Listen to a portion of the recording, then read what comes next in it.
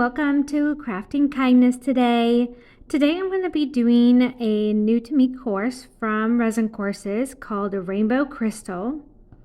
And I'm doing this with a very low viscosity resin. I'm using the Liquid Diamonds resin today from the epoxy resin store, which I'll link down below.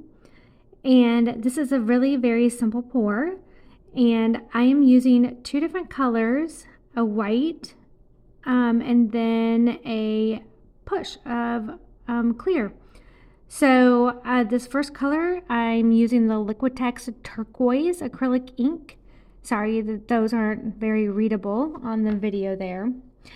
And I have a very little amount of resin in here. So I use just a couple of drops of each of my colors. I don't want it to be too heavy because I don't want the white. I want the white to somewhat be able to work through these colors. So the second color is the Quinacadone Magenta. So I have the same number of grams in each of these two colors. They're equal, and again, they're just very little. If you want to take the actual course that has the actual recipe, then you just head on over to ResinCourses.com and order that from the lovely Majka, and you can learn how to do this just like I did. So for my white, I'm going to be using the Cast and Craft, and this white has a bit more to it as far as the amount goes compared to my colors. But this white, as you'll see, is still going to be fairly transparent. You don't want it to be too heavy because you don't want it to be blobby on the underside.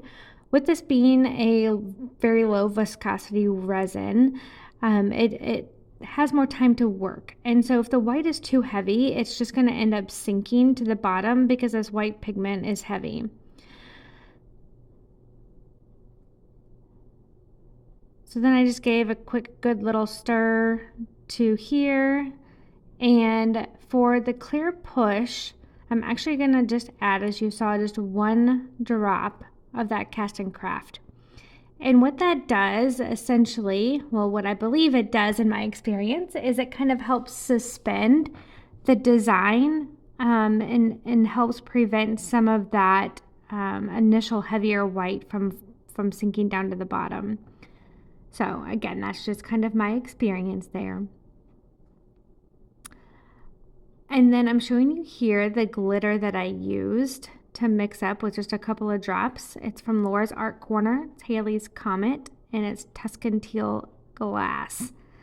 So I will also link those down there.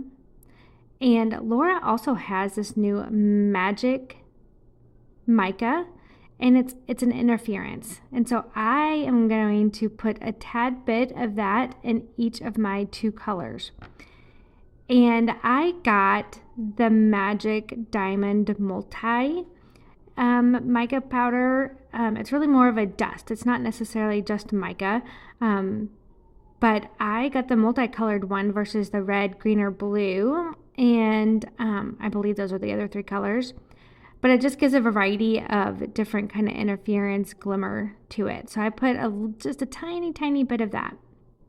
So now to pour to the design, I'm going to pour what really is my clear, again with just that one drop of Cast and Craft. I'm going to pour a ring of that around the edge of my mold. And then after this, you'll see that I'm going to take my turquoise, my Liquitex Acrylic Ink turquoise, and pour that around the top of that clear ring. And again, I'm going to try to stick to the edges because I would like to have still some of that clear go to the center, not the turquoise. Because next I'm going to get my Quinacadone Magenta and pour that still a little bit over the clear, and then that's going to then fill up into the center there. And I left a little open spot in the middle of the pinks, so that I can dump some white directly into that without any color. So I just spiraled that Cast and Craft white, my heavier white, between the pink and the blue, the turquoise, then dumped the rest of it in the center. And then I dumped the rest of my clear with 1 drop of Cast and Craft, pushed everything out into the middle, and then here I am putting in that center. And again, that center, I just had a couple of drops really of a just clear resin, and then I just mixed that into almost like a paste, chunky paste with the glass, with the Tuscan Teal glass and the Halley's Comet glitter from Laura's Art Corner. So I'm going to let this design work for just a little bit.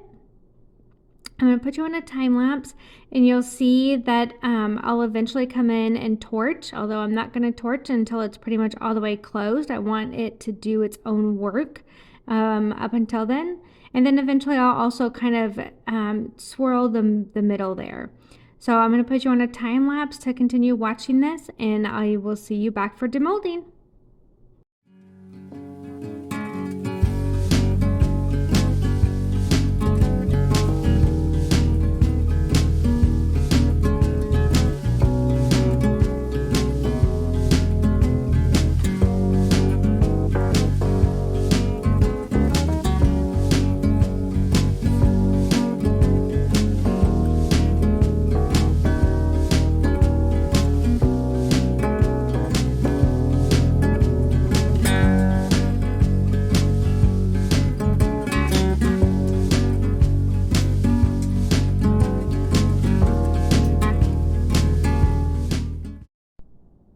I don't know about you guys, but I love watching the time lapses and watching how that resin moves.